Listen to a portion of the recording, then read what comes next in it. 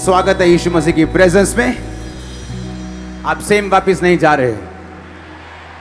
आमीन। ऊंचा बरकत तुम्हारी। अपने घुटनों के बाहर बैठो एकदम, अपने हाथों को उठाकर अपनी बाइबल को उठाओ और बोलो, मैं इस वचन से प्यार करता हूं। अंगीकार करो ऊंची आवाज में। अपने घुटनों पर आओ, अपनी बाइबल को उठाओ। मैं इस वचन से प्यार करता हूं। यह मेरे शुद्ध रहने का आधार है। मेरा जीवन मेरे वचन पे टिका है जो खुदा ने मुझे दिए हैं। मैं अपना मन इन वचनों के ऊपर लगाता हूं।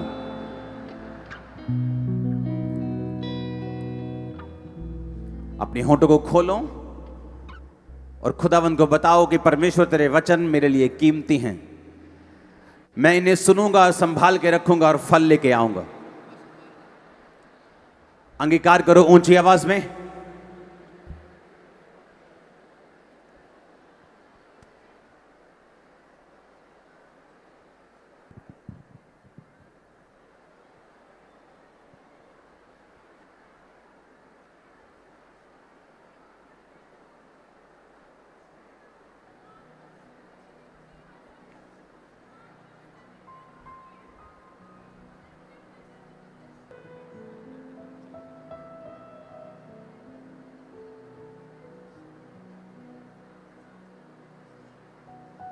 मेरा परमेश्वर हर एक बंधन को आपकी जिंदगियों से तोड़े, आपकी शर्मिंदगियों को सदा के लिए खत्म करे, आपको उठाकर खड़ा करे। सारे पाप, सारे उसके सारे असर आपकी जिंदगियों से खत्म हो जाएं। मेरा परमेश्वर आपको समर्पित होने के लिए आज ग्रेस दे। आमीन। ऊंचा ये बरकत आप और आपके परिवारों के ऊपर होती रहे। तारीफ करो जोर से जोर से जोर से। हालेलुया। आज का वचन हम दो पार्ट्स में सुनेंगे। पहला पार्ट अभी मैं सुनाऊंगा, दूसरा पार्ट दूसरी मीटिंग में, क्योंकि मैं आज यहीं पे हूं, मैं ऑफिस में हूं, मैं घर नहीं जाने वाला हूं। तो मेरा ये आपसे विनती है, इसको ध्यान से सुनना। आमीन। मैंने आपको प्रोफेटिकली बताया था कि जो छुटकारा है वो आप में प्रवेश कर चुका है। आप उसे देखने वाले हो। आमीन। ऊंचा बरकत तुम्हारी है। अपनी बॉडी पे हाथ रखो, बोलो, जो वचन मैं सुनूं 100 गुना फलों को लेके आओ। अंधकार की शक्तियां से चुरा ना सके। प्रभु यीशु मसीह के सामर्थी नाम में हम मांगते हैं। मेरा यह विश्वास है कि इस वचन के द्वारा जो आपने डिलीवरेंस हफ्तों के अनुसार के बीच में सुना है, आप उन्हें दोबारा इंटरनेट पे जाकर जरूर सुनेंगे। और जैसे जैसे आप उन्हें सुनेंगे, आपकी लाइफ में इंप्रूवमेंट, आपकी लाइफ में छुटकारा आप देखेंगे किस तरह प्रैक्टिकली आपकी लाइफ में, आपके परिवार में आना शुरू हो चुका है। ये जो वचन मैंने दिए, ये सिर्फ संडे थर्सडे के लिए नहीं है। इसे लोग सालों साल सुनेंगे और अपनी लाइफ में बरकतों को पाएंगे। आप देखना, जो टेस्टिमनीज आ रही हैं छुटकारे की, इन्हीं हफ्तों में कुछ हम टेस्टिमनीज ऐसी हैं जो दे नहीं सकते। कुछ बातें ऐसी हैं जो पुलपिट पे शेयर नहीं की जा सकती, लेकिन जो परमेश्वर कर रहा है उसके लिए बड़ी तारीफ करो जोर से। एक बात से मैं शुरू करता हूं। बाइबल कहती है इजराइल के खिलाफ एक राजा उठा और इजराइलियों को मारने के लिए गया। और इजराइली जो थे वो परमेश्वर की कौम थी।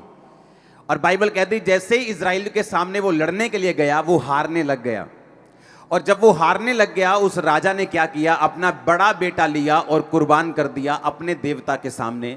और बाइबल कहती है इजराइल पर बड़ा ही प्रकोप हुआ और इजराइल हारने लगा।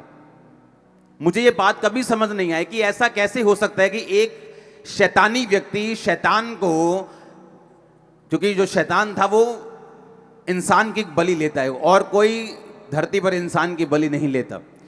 लेकिन जैसे ही उसने इंसान की बलि ली, और बाइबल कहती है कि वो इजराइल हारने लगा।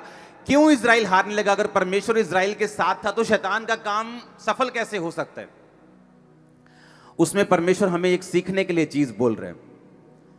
आपका वैरी, आपका दुश्मन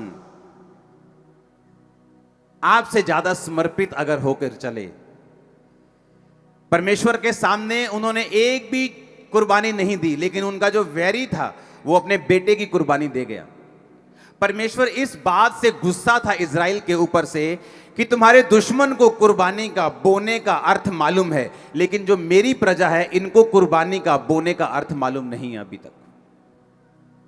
और बाइबल कहती वो हारने लगे और बड़ी सोच में पड़ गए कि अगर परमेश्वर हमारे साथ है तो शैतान हमारे ऊपर अटैक क्यों कर सकता है, वो हमारे ऊपर कब्जा कैसे कर सकता है, वो हमारे ऊपर सफल कैसे हो सकता है। जब मैं छुटकारे की आपसे बात करता हूं तो यह बात ध्यान में रखो कि छुटकारा सिर्फ परमेश्वर के ऊपर निर्भर नहीं करता। ये 50-50 की गेम है, जहां 50% आपका और 50% परमेश्वर का होगा।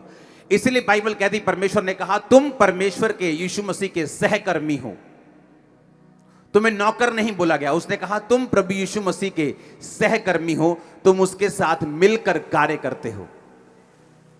जब मैं छुटकारे की बात करता हूं, चाहे वो आपके परिवार का छुटकारा हो, चाहे वो आपके फाइनेंस का छुटकारा हो, चाहे वो आपके शरीर का छुटकारा हो, चाहे वो आपकी स्पिरिचुअल लाइफ में शैतान से छुटकारा हो, ये सारे छुटकारे आप पर निर्भर नहीं करते, ना ही परमेश्वर पर निर्भर करते हैं।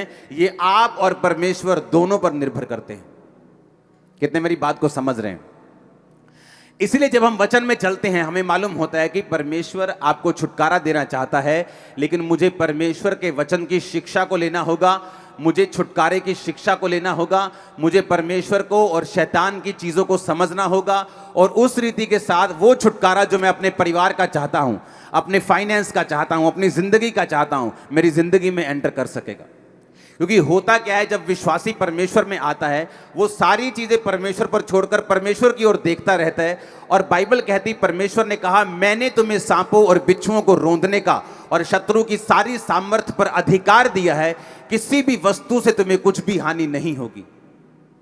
हम परमेश्वर की ओर देख रहे हैं कि वो दुष्ट आत्मा को दूर करेगा, और परमेश्वर हमारी ओर देख रहा है कि तू कब समझेगा कि मैंने तुझे दुष्ट आत्मा के ऊपर अधिकार दिया है। हम परमेश्वर की ओर देख रहे हैं और परमेश्वर हमारी ओर देख रहे हैं। इसलिए जब आप ये छुटकारे का वचन सुनते हैं, आपको मालूम होता है कब परमेश्वर की ओर देखना है और कब अपना काम करना है जो परमेश्वर ने मुझे अधिकार दिए हैं करने के लिए। हालेलुया। अगर आपको छुटकारा चाहिए, एक छुटकारा जो एक औरत मांग रही है अपने पति के लिए, क्योंकि जो नशा करता है, जो उसकी बात को नहीं सुनता, एक छुटकारा जो माँ मांग रही है अपने बेटे के लिए, अपनी बेटी के लिए जो बिगड़ चुकी, एक छुटकारा जो एक आदमी अपने फाइनेंस का परमेश्वर से मांग रहा है, एक छुटकारा जो एक औरत अपने शरीर का अपनी बीमारियों से मांग रही, एक छुटकारा जो आप अपने फाइनेंस का अपनी फैमिली का मांग रहे हैं, एक छुटकारा जो आप अपनी स्पिरिचुअल लाइफ का मांग रहे हैं, शैतान से, जादू टोनों से मांग रहे हैं।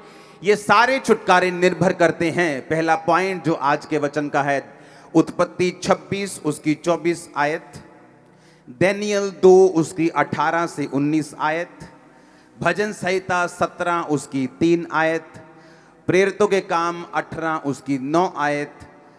ये 4 आयत अब मैं पढ़ूंगा और बाकी अगले पार्ट में पढ़ूंगा। उत्पत्ति 26 उसकी 24 आयत लिखा, उसी दिन यहोवा ने रात को उसे दर्शन देकर कहा, मैं तेरे पिता अब्राहम का परमेश्वर हूं, मत डर, क्योंकि मैं तेरे साथ हूं और मैं अपने दास अब्राहम के कारण तुझे आशीष दूंगा और तेरा वंश बढ़ाऊंगा। सब बोलो आमीन। दानियेल 2 उसकी 18 से 19 आयत, इस भेद के विषय में स्वर्ग के परमेश्वर की दया के लिए यह कहकर प्रार्थना करो। दानियेल कहता है कि प्रार्थना करो कि बेबीलोन के और सब पंडितों के संग दानियेल और उसके संगी भी नष्ट ना किए जाएं। 19 आयत में लिखा, तब वह भेद दानियेल को रात के समय दर्शन के द्वारा प्रकट किया गया। इसहाक को परमेश्वर ने दर्शन दिया। बाइबल कहती है उसी दिन यहोवा ने रात को, उत्पत्ति 26 उसकी 24 आयत में लिखा। दानियेल को भी बाइबल कहती है परमेश्वर ने जब दर्शन दिया तो परमेश्वर ने कहा रात को। भजन संहिता 17 उसकी 3 आयत, मैं इसे हिंदी और इंग्लिश दोनों में पढ़ूंगा। तूने मेरे हृदय को जांचा है, thou hast proved my heart, thou hast visited me in the night। English में लिखा, खुदा तूने मुझे रात को विजिट किया है। भजन संहिता में कंप्लीट हिंदी में नहीं लिखा, उसने हिंदी में लिखा रात में तूने मुझे देखा है, यहाँ देखा नहीं है। क्योंकि अगर इसको इब्रानी भाषा में हम असली भाषा में निकालें, जिस भाषा में बाइबल लिखी गई थी, उस वचन को हम समझेंगे, असली भाषा में उस वचन को पढ़ेंगे, जिसका मतलब है पकड़, हिंदी में भी है ना ये शब्द पकड़,